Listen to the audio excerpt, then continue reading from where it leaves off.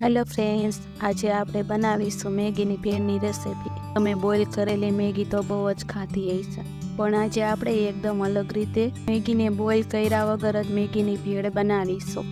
આ ભેળ આપણે 1-2 ચમચી તેલ યુઝ કરીને જ બનાવીશું। ભેળ ખૂબ જ ઓછા સમયમાં તૈયાર થઈ જાય છે, ખાવામાં ખૂબ જ ક્રન્ચી અને ચટપટી લાગે છે। રેસીપી પસંદ આવે તો વિડીયોને લાઇક કરજો અને વધુમાં વધુ શેર કરજો। ચેનલને સબસ્ક્રાઈબ કરીને બેલ આઇકનનો બટન દબાવી દેજો। ચાલો ભેળ બનાવવાનું શરૂ કરીએ। સૌથી પહેલાં મેગીની ભેળ બનાવવા માટે ગેસ ઉપર કઢાઈ રાખીશું। કઢાઈ ગરમ થઈ જાય પછી તેમાં 2 ચમચી જેટલું તેલ ઉમેરીશું। પછી તેમાં ઝીણા ઝીણા ટુકડા કરેલી મેગી ઉમેરી દઈશું। અહીંયા મેં 2 પેકેટ મેગી લીધી છે।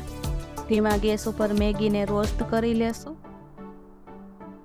મેગીને કન્ટિન્યુ ચમચેથી હલાવતા રહેશું, એટલે કોઈ પણ સાઈડથી મેગી કાચી ન રહે। મેગીનો કલર બ્રાઉન થાય ત્યાં સુધી રોસ્ટ કરીશું।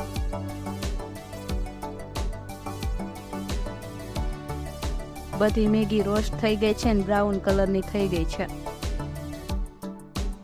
હવે ગેસને બંધ કરી દેશું। મેગીને એક બાઉલમાં કાઢી લેશું ને ઠંડી થવા દેશું।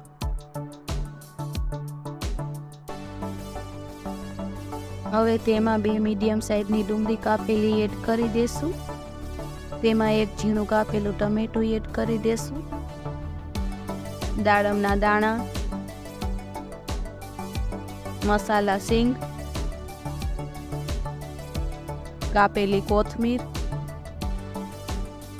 તેમાં મેગીનો મસાલો એડ કરી દેશું। 2 પેકેટ મેગીનો 2 પેકેટ મસાલો એડ કરી દેશું।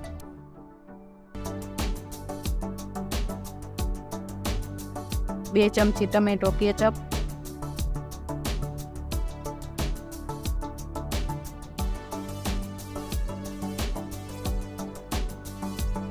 સ્વાદ પ્રમાણે મીઠું, તેમાં થોડું લાલ મરચું એડ કરીશું। તમે વધુ તીખું ન ખાતા હોય તો તેને સ્કીપ કરી શકો છો। અડધી ચમચી ધાણા જીરું। બધી જ વસ્તુને એકદમ સારી રીતના મિક્સ કરી લેશું।